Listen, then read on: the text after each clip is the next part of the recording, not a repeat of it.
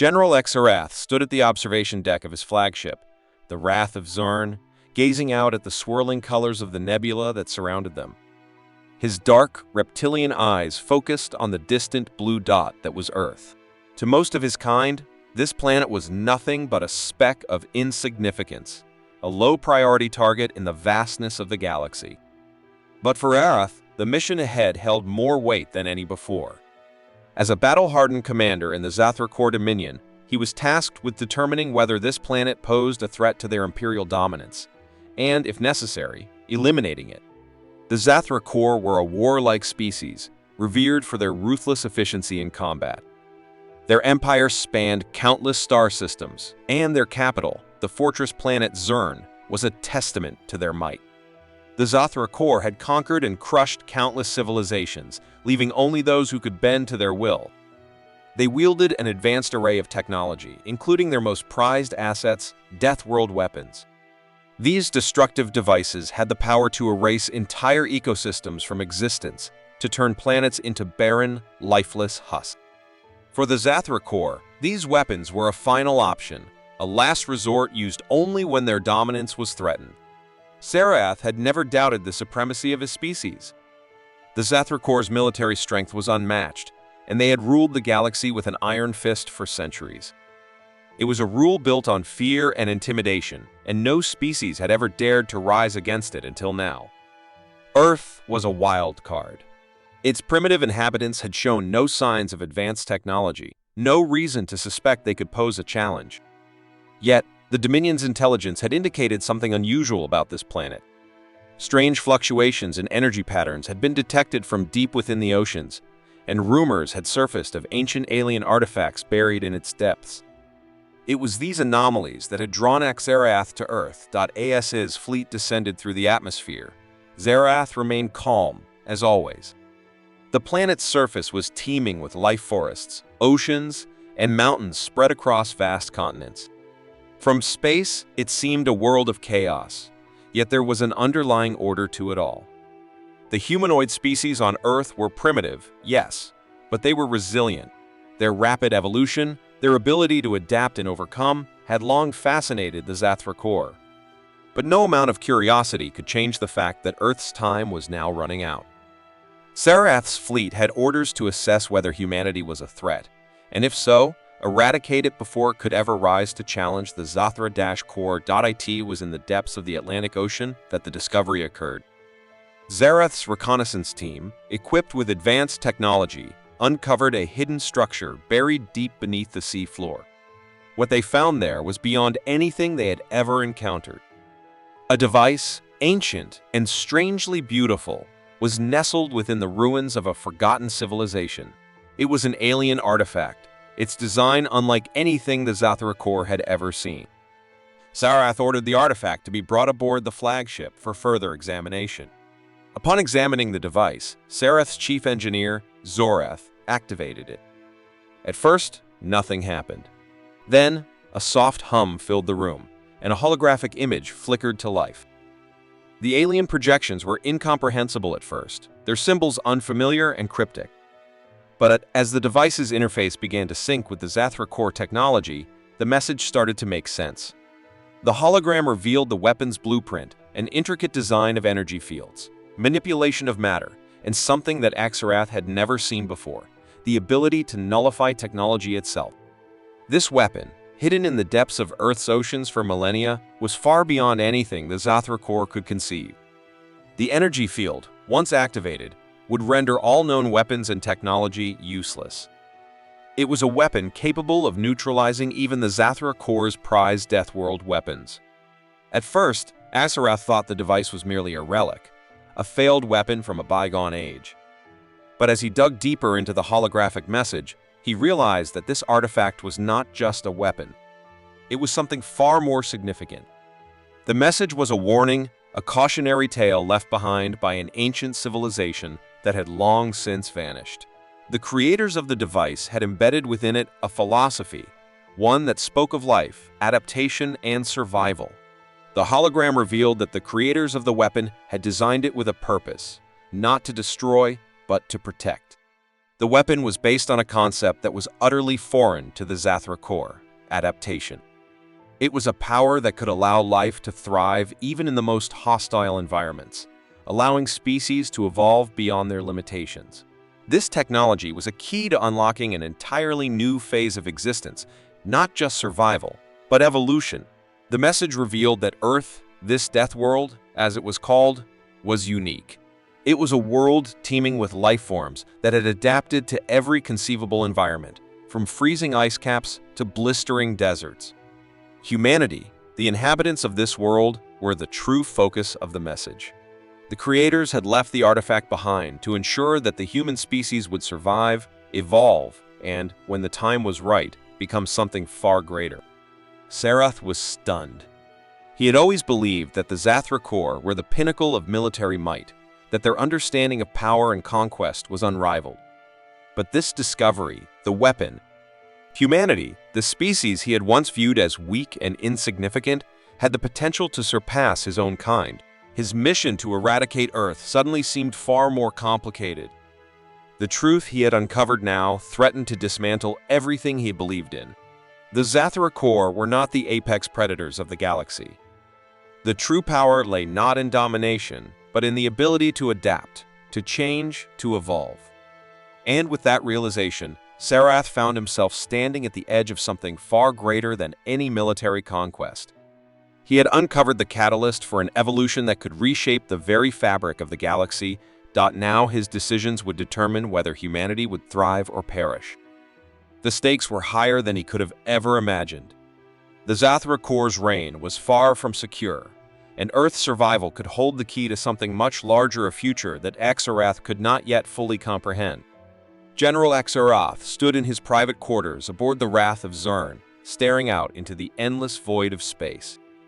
The discovery of the alien artifact had shaken him more than he dared to admit.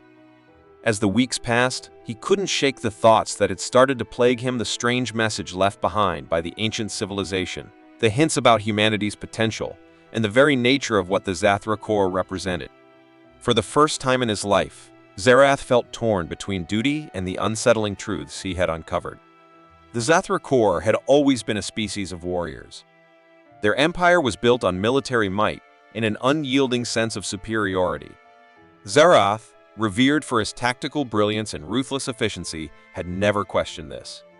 They were the galaxy's dominant force, and their endless expansion seemed inevitable. They ruled with fear, controlled with weapons, and crushed any who dared to oppose them. That was their way. And yet, now, with the discovery of the artifact and the strange teachings embedded within it, Zarath began to question whether this path was truly the right one. As he examined the weapon further, he realized it was more than just a tool of destruction. It was a force capable of changing the very fabric of the galaxy. The weapon's purpose was not to conquer, but to protect, not to dominate, but to balance. The holographic message spoke of Deathworlds, and it was here, on this seemingly insignificant planet, that the greatest potential for evolution lay. The humans, with their relentless adaptability, could transcend the limitations of other species, the message suggested. But why would such a weapon exist? To elevate humanity, or to stop something far more dangerous? As the days passed, Zarath's thoughts grew darker. He began to suspect that the entire galaxy was trapped in an endless cycle of stagnation, fueled by the constant cycle of exploitation and conflict. The Zathra core had spread across the stars, yes, but they had done so by draining the life from countless worlds, leaving them barren. Zarath began to wonder if his people were complicit in a much larger cosmic imbalance. Could their empire be part of the problem? Was the constant warfare and domination they relied on a symptom of a much deeper, more profound failure? But his internal struggle was not his only concern. His superiors, the very command structure that had always supported his rise to power, were unaware of the discovery he had made. They were still focused on the mission they had given him, to wipe Earth off the map. The intelligence gathered about Earth painted a picture of a primitive, unworthy world, but none of them understood the true importance of this place. If Zarath allowed the Zathra core to destroy Earth, he would not just be losing a planet, he might be losing something far more vital, something that could stop the cycle of destruction. Zarath was not alone in his investigation of Earth. Dr. Cassandra Locke, a brilliant human physicist, had taken an interest in the strange fluctuations of energy that had been detected on Earth. When Zarath's ship first arrived, her research team had been studying the same anomalies, unaware that the Zathra core were behind it. At first, Exarath viewed her and her colleagues as nothing more than obstacles, human scientists stumbling in the dark. But as he studied her work, his opinion began to shift. Dr. Locke was studying human adaptability, their ability to survive in even the harshest of conditions, to evolve and change in response to their environment. The more Zarath learned, the more he saw the parallels between her research and the ancient technology he had uncovered. As it turned out, Locke's work was eerily close to the principles behind the alien artifact. They shared a vision, humanity's potential to transcend its current limitations. It was not just a survival trait, it was something far greater. Initially, Locke and her team were wary of Zarath. They had no reason to trust an alien general who'd invaded their planet. But as time passed, Zarath made an unexpected decision. He began to help them, slowly at first, sharing what he had learned from the artifact. The conversations between him and Dr. Locke became more frequent, shifting from hostile to tentative cooperation. She began to see him not as a conqueror, but as someone who was genuinely searching for answers, someone who questioned the same things she had long wondered about humanity's future. But as Exarath grew closer to Locke and her team, his loyalty to the Zathra core began to waver. His mission had changed. The idea of wiping Earth from the galaxy, as he had been ordered to do, no longer seemed like the right course of action. Instead, he began to see humanity not as a threat, but as a catalyst for a much-needed change in the galaxy. The more he learned, the more he came to realize that the weapon was not just a tool of destruction. It was a key to ending the cycle of stagnation and violence that had plagued the universe for eons. Yet, Zarath's growing doubts were met with increasing pressure from his superiors. The Zathra core empire did not tolerate weakness or hesitation. They saw the Earth as a threat, a potential uprising that could destabilize their empire. Zarath's commanders were not interested in philosophical musings about balance or evolution. They wanted results. And they were prepared to do whatever it took to eliminate Earth and its mysterious technology. As internal conflict deepened, Zarath found himself torn between his duty to his people and his growing belief in humanity's potential. He could not ignore the truth he had uncovered about the artifact and the warning it held for the future. If the Zathra core destroyed Earth, they would lose not only a planet, but the very hope for a new beginning. The galaxy was already fragile, and the endless cycles of domination had only served to weaken it. Humanity, with its potential for change, could offer a new path, a path that could reshape the universe. But time was running out. Zarath knew that his superiors would not wait much longer. The pressure to destroy Earth mounted, and every day that passed brought him closer to a decision that could alter the fate of the galaxy. As he met with Dr. Locke one final time, he realized that the path ahead was no longer just about Earth, it was about the entire galaxy, about choosing between the future of his people or the future of all sentient life. The deeper Exarath delved into the artifact's secrets, the more he understood its true purpose.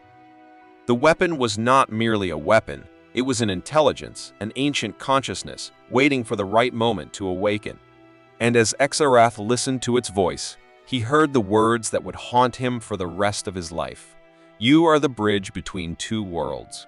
Choose wisely, for the fate of all will rest on your decision.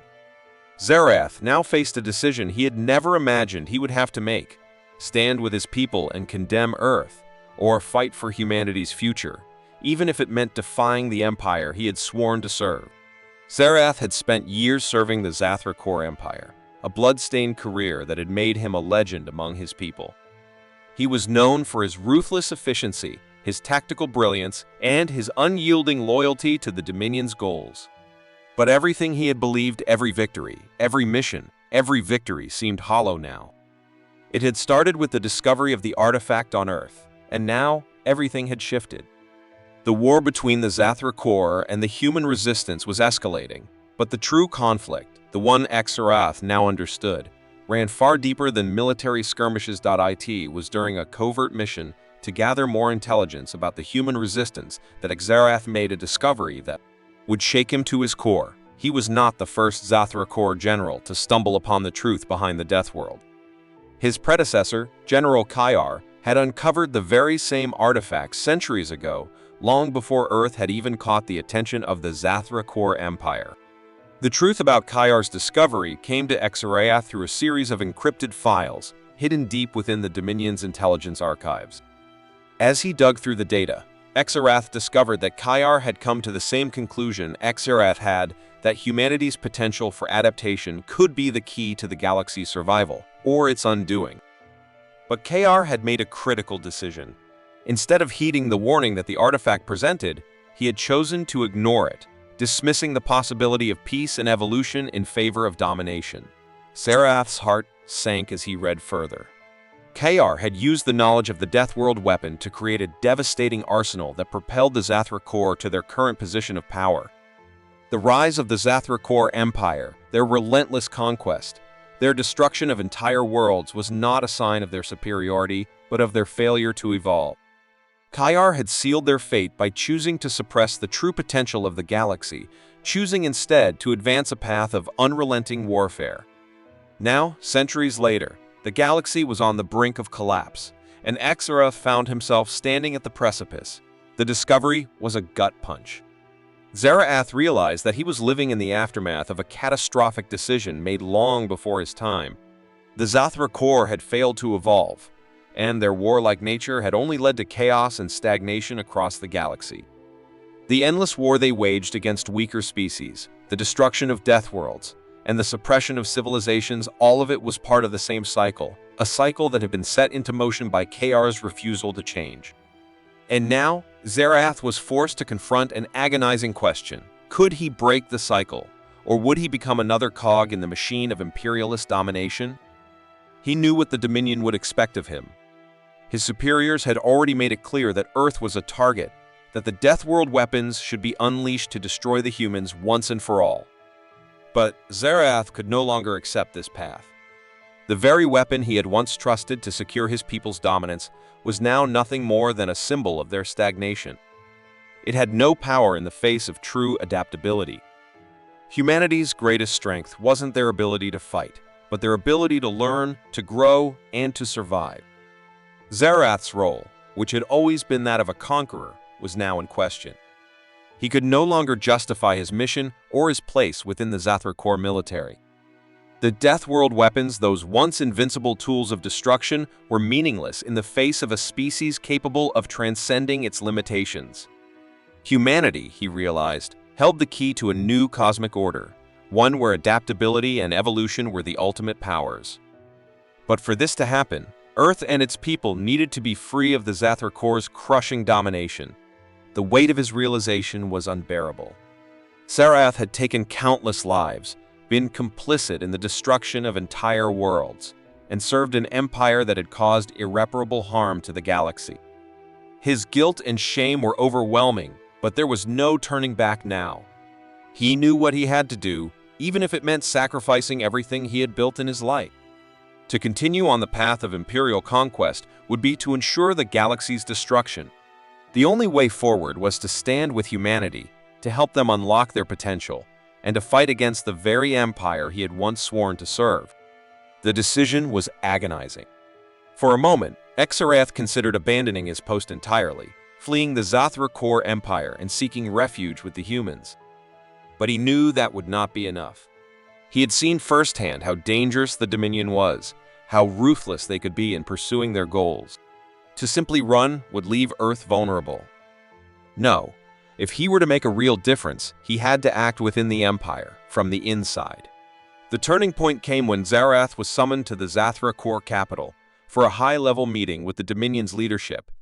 It was here that he would confront the brutal truth of his betrayal. The leadership had become aware of the growing resistance movements on Earth, and they had decided to escalate their efforts. The Deathworld weapons were to be activated, and Earth would be destroyed, its people wiped out in a final attempt to prevent any challenge to Zathra dominance. Zarath stood before the Zathra High Command, his hands clenched into fists at his sides. The generals, diplomats, and officials who had always respected him as a master tactician now looked at him with suspicion. They had heard rumors of his shifting loyalty, whispers of his growing sympathies toward humanity. They expected him to reaffirm his commitment to the mission, to join them in their crusade to crush Earth once and for all. But Zarath's mind was made up. The galaxy's future could not be secured by more destruction, by more war.in that final moment. Zarath did the unthinkable. With a steady hand and a clear conscience, he activated the self-destruct mechanism on the Deathworld weapons. The shock on the faces of his comrades was palpable as the systems went dark, the deadly weapons rendered useless. His betrayal was swift and brutal, and the fallout was immediate. Zarath knew that he was now a marked traitor, that his life would be forfeit the moment his actions were discovered. But in that moment, he knew he had done the right thing. Zarath fled the capital, aligning himself with the human resistance. As he made contact with Dr. Cassandra Locke, he shared his decision with her, and together they began to plan for the future. The galaxy was on the verge of a new era, and Zarath knew that humanity would be at the forefront of this transformation. The Dominion's path of destruction had been halted, but the road ahead would not be easy. Zarath had made his choice. He had turned his back on the Zathra Corps and their empire of war. His role was no longer that of a conqueror, but as a bridge, one that would lead humanity and the galaxy toward a future of true evolution, free from the shackles of imperialism. And though the road ahead would be filled with challenges, Zarath knew that it was the only path worth walking. The destruction of the Deathworld weapons marked a decisive turning point, not only for Zarath, but for the entire galaxy. His sacrifice, once considered a betrayal by his own people, reverberated across the stars in ways no one could have anticipated. In the aftermath of his act, the Zathra Corps Empire, deprived of their most powerful weapons, faltered. The grip of their dominance began to loosen, unraveling the centuries-old stranglehold they had on the galaxy. Without the ever-present threat of annihilation, the human resistance grew bolder, and the universe that had once trembled at the might of the Zathra Corps found itself facing a new kind of fear, one born of change, not destruction. Humanity, freed from the constant fear of being wiped out by the Zathra Corps' overwhelming power, began to evolve in ways no one had anticipated. The destruction of the Deathworld weapons, the very things that had kept them shackled to their destructive path, led to an explosion of creativity and discovery. Zarath's shared knowledge, coupled with the insights from the ancient artifact, propelled humanity into a golden age of exploration and technological innovation. Dr. Cassandra Locke, who had once viewed Zarath as the enemy, now stood as the leader of a movement that was revolutionizing the future. Under her guidance, human scientists and engineers unlocked breakthroughs in energy, space travel, and understanding of the fabric of existence itself. The artifact's cryptic messages continued to guide their work, offering glimpses into a world of possibilities previously thought to be beyond humanity's reach. The shift wasn't immediate. At first, the galaxy stood at the edge of uncertainty. The death of the Deathworld weapons, though significant, had not brought instant peace. Instead, a new kind of tension began to build as various factions, some of them old allies of the Zathra Corps, others ancient enemies of humanity, found themselves questioning the new order. The old ways of thinking, the relentless pursuit of power, the ingrained nature of war, didn't vanish overnight. Many species, especially those that had thrived in the shadow of the Zathra Corps, refused to change. The Dominion's downfall had destabilized the power structure of the galaxy, and now the true battle was beginning, not between empires, but between old ideologies and new possibilities. Zarath, his work now complete, faded into the background. His death was swift and inevitable. The Zathra Corps, unable to forgive his defection, hunted him down with the ferocity of a predator cornering its prey. His last days were spent in a remote corner of the galaxy, his former comrades still seeking vengeance for his betrayal. He died alone, without ceremony, but in the quiet of his final moments, Zarath knew that his actions had set the galaxy on a different path. The future was no longer defined by the weapons of destruction, but by the power of adaptation and the ability to evolve. However, as the dust settled and the first tentative steps toward peace began to take root, the true nature of the artifact was finally revealed. It wasn't just a weapon, as Zarath had first believed. It was a catalyst, a means to trigger an evolutionary shift across the entire galaxy.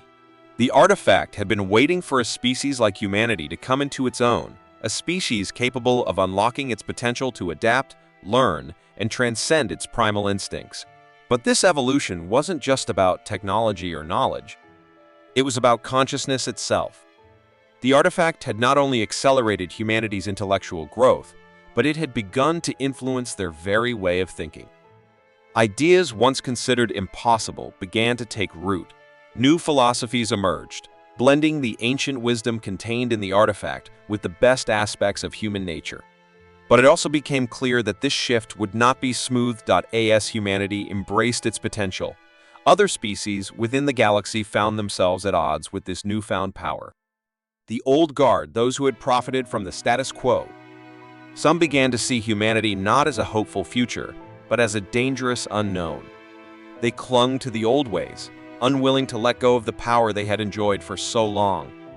The galaxy, instead of entering a golden age of peace, found itself facing a new kind of tension, one not defined by the dominance of a single species, but by the struggle for control over the future. Zarath's death had not ended the conflict.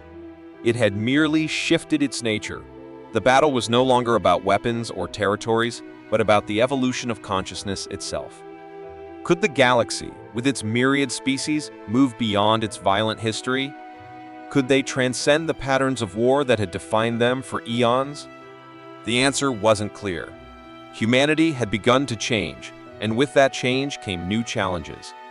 There were those who believed in the potential for peace and enlightenment, those who saw the new order as a beacon of hope for the future. But there were also those who feared what was to come, who saw the rapid evolution of humanity as a threat to their power. And then there were others who, like Zarath once did, believed that the only way to secure peace was through dominance. As the galaxy teetered on the edge of this new reality, one question remained: could a species so steeped in its own flaws, so mired in the legacies of war, power, and violence, truly transcend its nature? Could humanity, with all its capacity for destruction, evolve into something greater? Or would the shadows of its past always haunt its future? The galaxy had changed, but the journey was just beginning. There were no guarantees. The path ahead was uncertain. But one thing was clear: the Deathworld weapons, the instruments of annihilation that had once been humanity's greatest threat, were no longer the galaxy's greatest challenge. The true challenge, Zarath had understood in his final moments, was whether the galaxy humanity included could evolve beyond its own limitations. And perhaps, just perhaps, the greatest threat wasn't a weapon at all, but the deep, unexamined flaws within each species, within each mind. The true battle was for the evolution of the mind itself, a battle that would define the future of the galaxy for eons to come.